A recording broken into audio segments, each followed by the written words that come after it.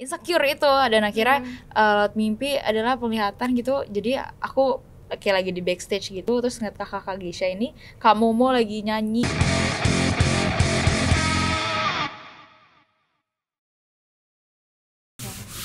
Nah, ini kayak agak flashback nih ya. Kan Geisha kan udah lama banget, 2003 kan nih Geisha. Nah, kira-kira selama perubahan 20 tahun ini tuh apa sih yang kalian rasakan gitu? Perubahan lama. Apa dulu nih? Dari Gina dulu apa? Kalau kita Dari kan 2003. dua ini nih, dua generasi nih soalnya. Kalau gua sih beda banget dari 2003 ke 2022 itu udah ngelewatin step by step ya dari generasinya ya dari jadi zaman konvensional, zaman digital, zaman kaset, CD, zaman pendengar orang, zaman kita dulu 2000-an itu dengarnya emo, belum ada yang namanya belum dengar yang namanya musik yang zaman sekarang seperti apa gitu. Emang beda gitu zaman-zamannya. Kalau gua mengikuti sih, senang gitu dengan zaman yang berubah sekarang. Karena pasti akan begitu terus ya. Kedepannya pun juga pasti akan berubah. Kalau sekarang, kalau gue lihat anak zaman sekarang tuh udah makin keren sih. Ini dari segi musik mereka bisa bikin karya sendiri. Kalau dulu memang keterbatasan.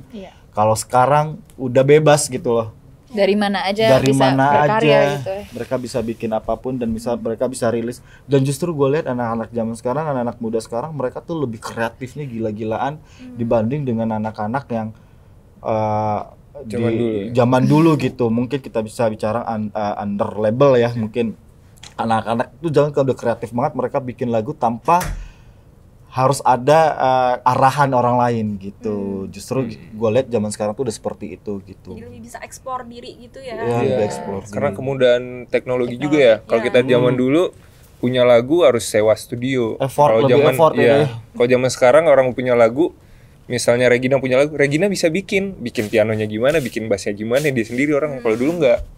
Harus bener-bener ke studio dulu. Terus juga kalau sekarang kalau lagunya mau ada di digital streaming platform juga nggak mesti ke Jakarta kan, kita bisa daftar secara online dan lagu kita udah ada di DSP. Jadi benar-benar diberi kemudahan lah zaman sekarang gitu. Bedanya itu. Dari Kak Regina gimana Kak? Sama sih kurang lebih gitu. Aku sebenarnya kan nggak mengikut, bukan maksudnya aku di tahun 2000-an itu aku menjadi pendengarnya doang gitu ya, bukan pelakunya. Dan sekarang ini aku jadi pelakunya ya, merasakan perubahannya yang pasti. Itu sih tadi yang teknologi itu juga kalau yang kalau dulu aku dengernya tuh ya lewat ini malah dari CD, radio sama radio mau beda sih. Gua akuin zamannya Regina, zaman kita tuh sangat beda banget karena waktu di saat kita rilis Jika Cinta Dia aja tuh Regina kan 10 tahun. Itu tuh emang bener-bener masanya anak-anak di saat mereka Regina di tahun mereka ini lagi mendengarkan dengan era yang baru sekarang gitu. Jadi zaman yang dulu tuh cuma mendengar cerita doang mereka nggak merasakan. Kalau kita kan merasakan nih, jadi kita tahu banget nih. Nah kalau mereka kan mungkin tahu cerita zaman konvensional tuh seperti apa sih, anak-anak dulu band tuh effortnya seperti itu, tapi kan mereka nggak ngerasain. Bedanya di situ doang sih. Bagaimana ngerasain yang tadinya rekaman di studio kecil tiba-tiba rekaman di studio gede kayak di Musika itu kan jadi vibe-nya beda kan. Jadi kita ngerasa wah ini keren nih, gue udah sukses. Kalau sekarang kan di rumah doang udah jadi, di kamarnya udah jadi lagu. Gitu kan. Jadi itu yang menurut aku yang kurang mereka tidak merasakan ambience seperti itu. Tapi secara teknologi lebih keren sekarang. Kita nggak perlu kemana-mana udah bisa menghasilkan karya di rumah kita gitu. Jadi itu salah satu hal positif di Indonesia ini. Itu buat di bidang musik lah ya pasti. Gitu. Nah, Kak Regina ini kan baru join Geisha itu di tahun 2018 Juli. Nah, kira-kira tuh pas pertama kali masuk tuh gimana Kak? Perasaannya tuh kayak nyaman atau sempet takut ya? Sempet kayak takut ada kan perbedaannya lumayan. Ada om nih, kayak gitu atau kayak ada senioritas atau gimana Kak?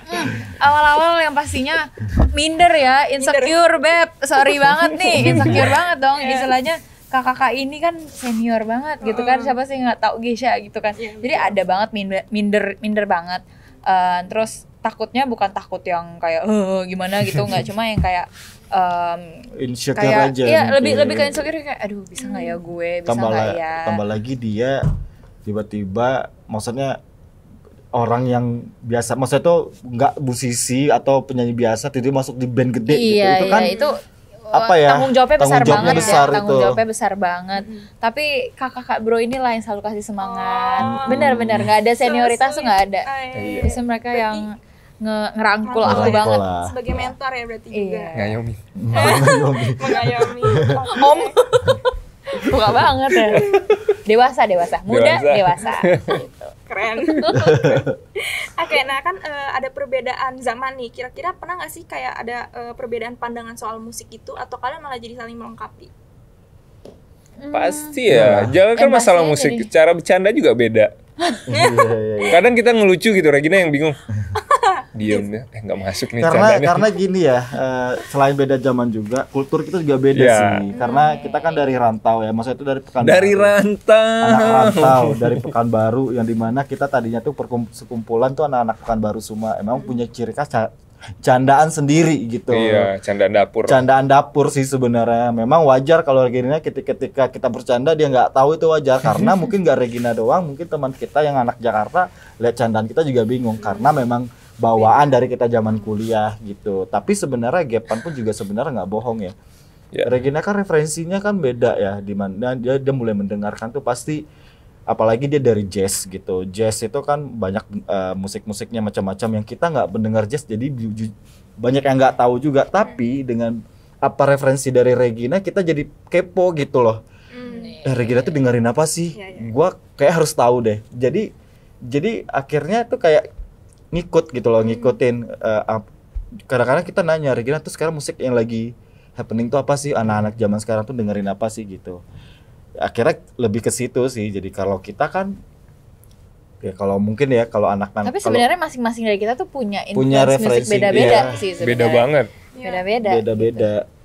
Tapi ya itu kalau untuk referensi sih sebenarnya kita saling backup aja sih. Ya, ada cara tersendiri bagi kita untuk menghilangkan gap itu soal musik. Jadi kita berbagi referensi musik juga. Terus kadang sebelum kita latihan kita ngejam dulu lagu apa yang misalnya Regina suka, kita nyari gitu. Jadi ngerasain apa genre yang Regina suka gitu. Jadi akhirnya kebawa pada saat kita bikin lagu gitu. Jadi itu salah satu cara kita juga untuk menghilangkan gap gitu. Makanya salah satu kayak kenapa Impasi seperti ini, kalau orang ngerti, oh ternyata ini memang udah saatnya Regina gitu loh. Notasi-notasinya, kalau orang pasti bisa nilai dari situ kan. Musiknya juga gitu. Berarti gap ini malah bikin kalian jadi solid lah ya kasarnya, jadi melengkapi gitu kan. Dan bikin apa baru ya, bikin apa kayak pengetahuan baru gitu. Bagi kami yang ngerasa Regina ini punya genre yang berbeda dari kita. Jadi kita punya, wah ini alasan kita untuk bisa berkembang lagi gitu. Keren banget. Wah. Keren banget ya.